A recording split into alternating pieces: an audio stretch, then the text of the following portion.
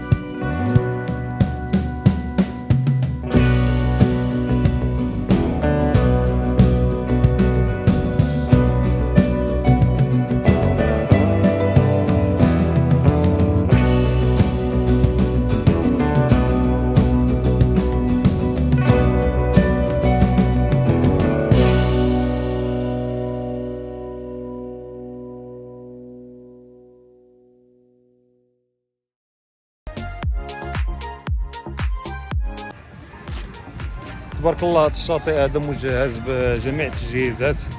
كاين مركز للشرطه وكاين الهلال الاحمر والمراحيض بالنسبه للاناث والذكور، وكذلك الالعاب الخاصه بالاطفال. يعني تبارك الله الشاطئ مجهز بجميع التجهيزات.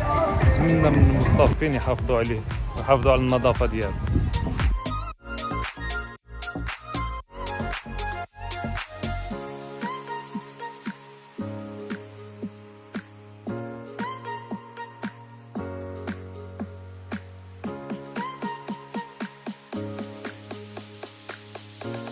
كما كتشوفوا معنا هنايا كاين هاد الباراسولات هادو اللي مجانا للعموم. يعني كتجي كتجلس كتخلص عليهم والو. يعني كاين بزاف في هاد الجهه هادي. يعني ولا بغيتي تقرب للبحر راه كاين عاوتاني كراسه، كاين طبيلات الهيل كراسه.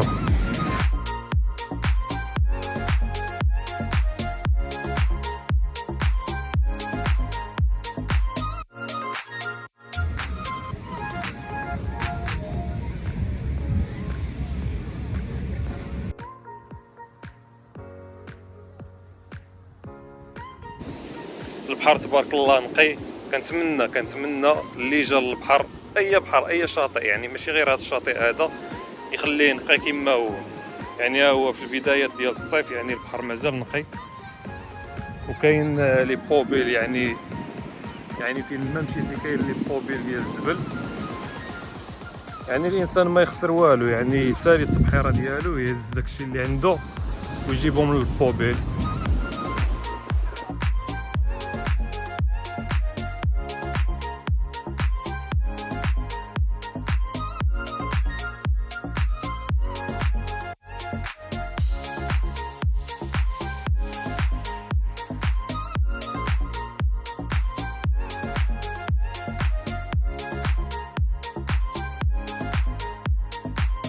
ملي تعرفتوا معنا على المرافق ديال الشاطئ والمعلومات عليه، دابا يلاه معايا نضربوا شي تبحيره.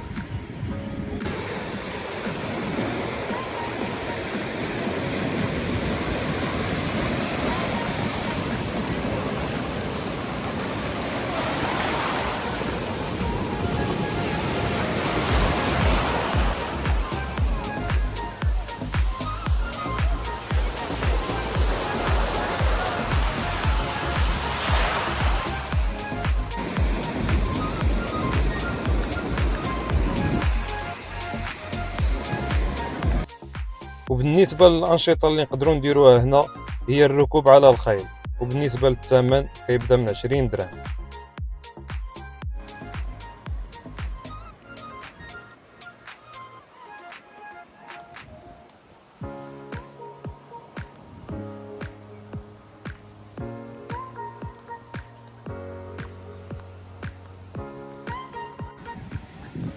الله يتحشوم هاد الشيء الاخوان.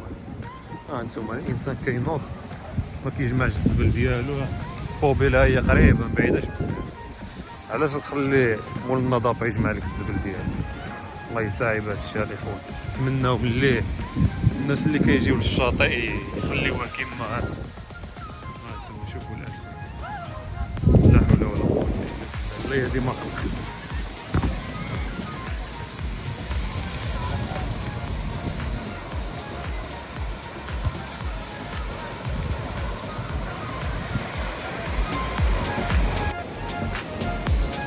وهنا كيسالي الفيديو ديالنا والتبحيره ديالنا ديال اليوم. نتلاقاو في فيديو جديد وشاطئ اخر، نخليكم مع هذا المنظر الرائع ديال الغروب.